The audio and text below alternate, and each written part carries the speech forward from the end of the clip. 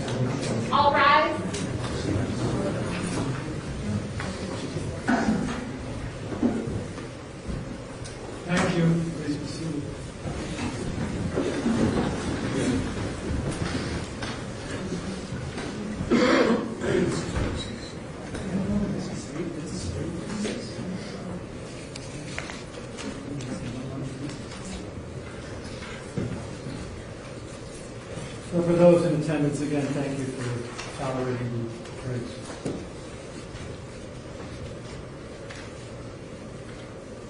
Mr. Filiatro, in case number 669261, the several aggravated robberies, I find that counts 2 and 3 are allied offenses of similar import. I find that counts 5 and 6 are allied offenses of similar import. And I find that count 8 is allied to all of those counts. Recognizing that, do you wish to make an election? We will elect similarly as we did with Defendant Hagwood. I believe that was counts 2 and 5. Right. Thank you. Thank you. And your election is not with prejudice to your ability to argue on appeal that the decision that they are allied as well. Thank you.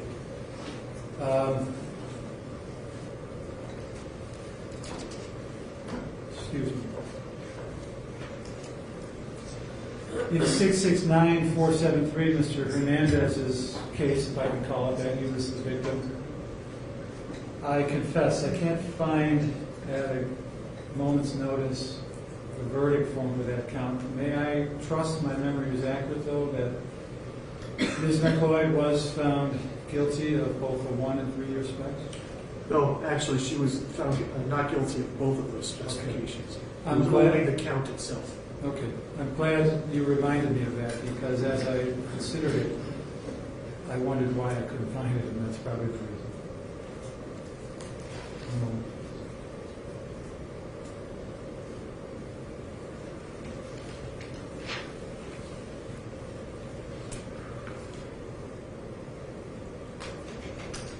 So, Ms. McLeod, before I get to the individual sentences, there will be prison terms imposed today for felonies of the first degree. And therefore, you are informed that on those counts, not the aggravated murder, because that is separate and not subject to post-release control, but on the felonies of the first degree, if and when you get out of prison, you are advised that you will have to serve 5 years of post-release control, which we abbreviate PRC. That means that for those 5 years upon release, you have to report to and be supervised by a parole officer, and have to follow whatever conditions are placed on your conduct. If you don't, then the prosecutor will charge you with a felony known as escape, where you face additional prison time. During the period of post-release control, if you should fail to otherwise abide by the conditions, then the parole officer can return you to prison without bringing you to court for a maximum of 1/2 of your original felony sentence. Finally, if you're on post-release control at some point in the future, which is by no means guaranteed, then if you commit a new felony, when you're sentenced with a new felony, you can get an extra prison term of a maximum of 5 years as a punishment for violating the PRC. Additionally, I do want to let you know that in imposing the following sentences, some number of these will be required to be served consecutively, one after the other, as opposed to concurrently, which is all at the same time. And I'm going to do that because, based upon all facts and evidence of the trials and everything I've heard here today, and every document I've read, I am persuaded that consecutive service is necessary to protect the public from future crime, as well as to adequately punish you. And really, it's especially that. Additionally, I find that consecutive sentences are not disproportionate to the seriousness of your repeated conduct over the months, and to the danger that you do pose to the public. And I find that all these offenses were committed while you were on a community control sanction, particularly, or specifically, I should say, in the Lorain County police.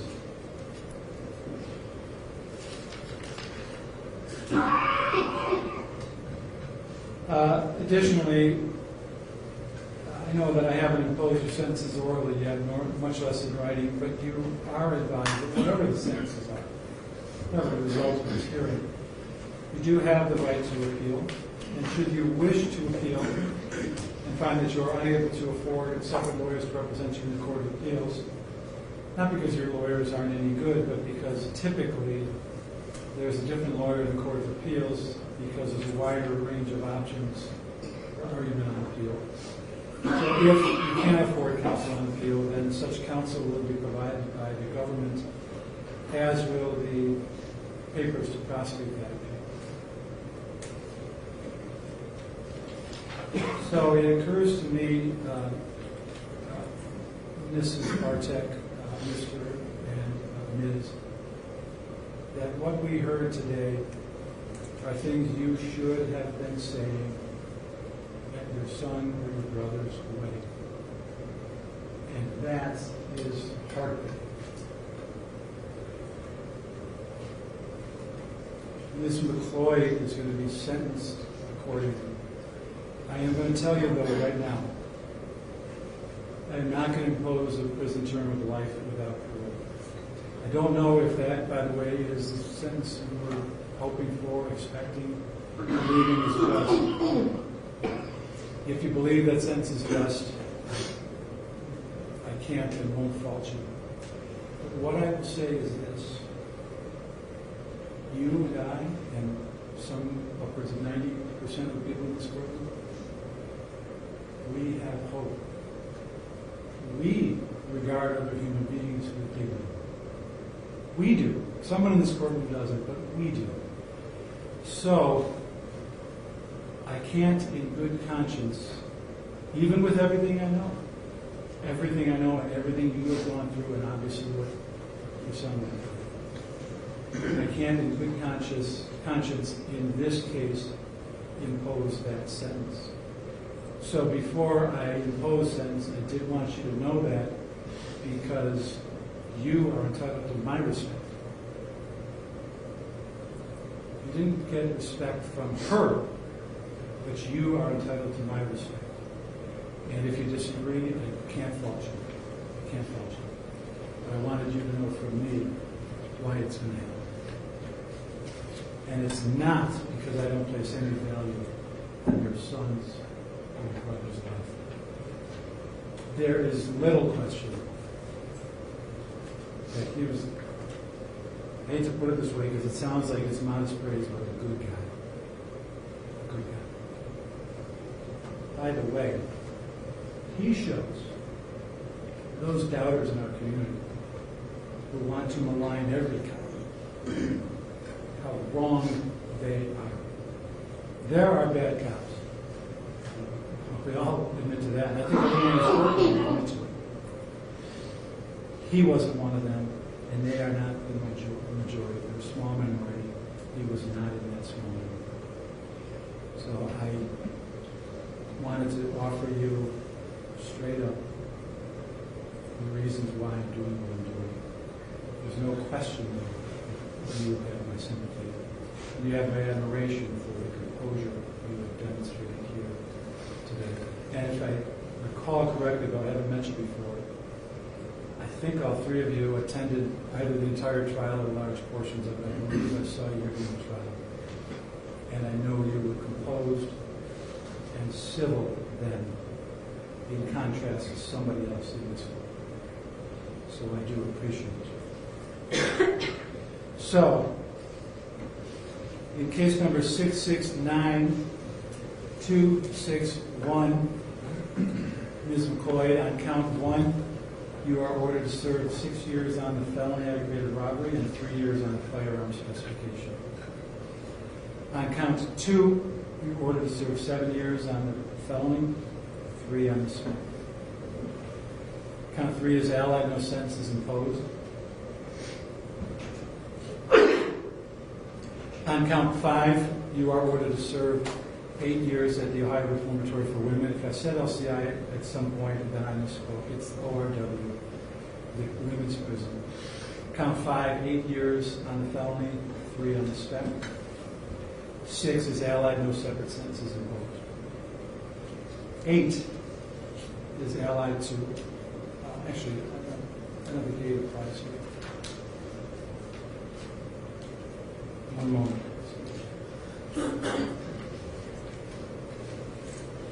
Count 8 doesn't apply. On count 8, I find that that is an allied offensive similar to all the others.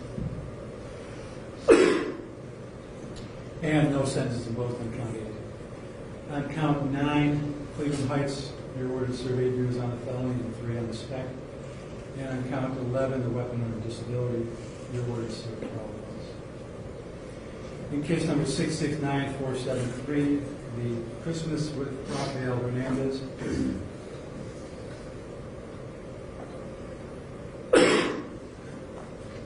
You're ordered to serve 8 years on the felony. There was no firearms spec there. On count 2, the weapon under disability, you're ordered to serve 12 months in prison. In 666570, on count 4, the aggravated robbery, you're ordered to serve 8 years in prison plus 3 on the spec. On count 10, you're ordered to serve 12 months in prison. Excuse me.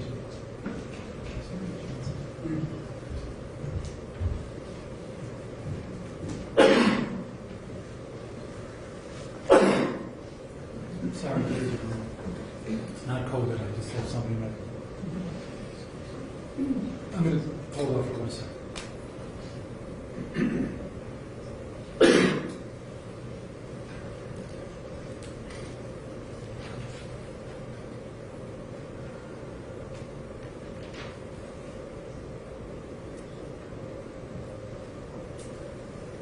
You okay, Glenn?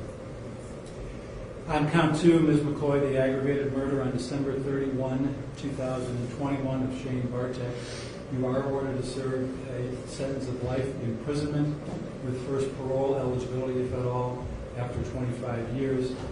That is on the felony itself. You're ordered to serve 7 years on the firearm specification, which is going to be consecutive to the 3-year spec on count 4, and of course, the life sentence.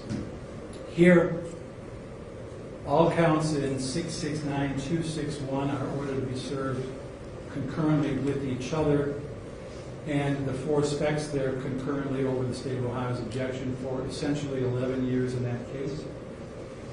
And count 11 is concurrent as well. In Rafael Hernandez's case, the one ending in 473, you're ordered to serve the 2 counts concurrently. There is no spec there for a total of 8 years in that case. And in 666570, you're ordered to serve counts 4 and 10 concurrently, but consecutively to the 2 specs, and prior and consecutive to the life sentence. What this means then is on the felonies themselves, and then the felonies in the first case, the multiple aggravated robberies, those are all concurrent with each other, but they're ordered to be served consecutively to Mr. Hernandez's case and Mr. Bartek's. In Mr. Hernandez's case, that sentence is ordered to be served consecutively to the aggravated robberies and Mr. Bartek's. And then in Mr. Bartek's case, 570, all of that is ordered to be served consecutively to the other cases. So those are the sentences. Now, on the felonies, on the felonies of the first degree, the aggravated robberies, those are qualifying offenses of the first degree pursuant to the provisions of Revised Code 2929.144, effective March of 19. Therefore, it is rebuttably presumed that you will be released from service of those sentences on the expiration of the minimum term imposed by this court, namely the 8 years on each count. But the Department of Rehabilitation and Corrections, the DRC, may rebut that presumption if, at a hearing under a different section of the Revised Code, the DRC makes specified determinations regarding your conduct while confined, your rehabilitation, if any, your threat to society, your restrictive housing, if any, while confined, and your security classification. If the DRC, at such a hearing, makes the specified determinations and rebuts the presumption, then the department may maintain your incarceration on the longest felony 1 sentence, which is really 8 years here, or up to an additional 4 years for a total of 12 years. So therefore, your maximum prison term on the underlying F1s is in fact 8 plus 4 or 12 years. You know we object to the Reagan Toxin position, Noted. And is the state of Ohio want to make sure orally you preserve any objections? Yes, Judge, we would object to the imposition of only one firearm specification in 669-261. Additionally, with that case, is there not a count 13? Weapon or disability? Improper handling Oh, of a firearm. this is again why I asked. Okay, give me a second, please.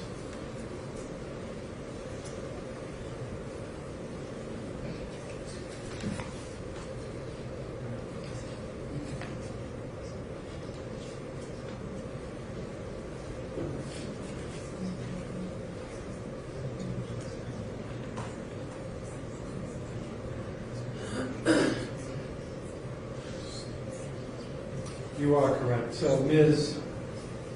McCoy, on count 13, improper handling of a firearm in a motor vehicle, you are aware to serve 12 months at the Ohio Reformatory for Women, concurrently with the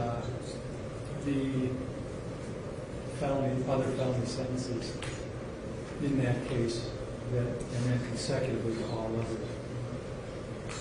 Anything else, Mr. Filiatro? No, Judge. Thank you. Ms. McCoy, I will tell you the number of years before your first parole eligibility, if, frankly, I was confident I could give you from the bench here the accurate number. Suffice to say, I would expect that you would be in your 70s before you first come up for parole. You are a walking id. You threatened, you stalked, you stole, you robbed, and she killed without compunction. So your sentence is condemned. Thank you. This hearing is concluded. Your Honor, All right. please serve the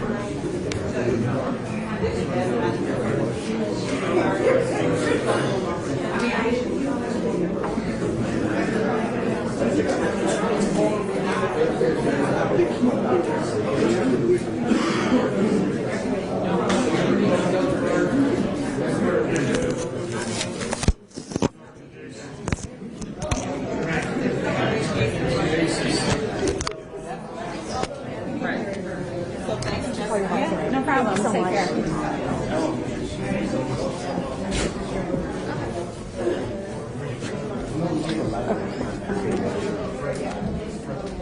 Can you jump up here and realize it's over now?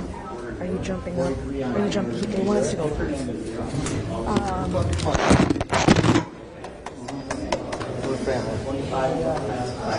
Well, I'm glad you're back in our family.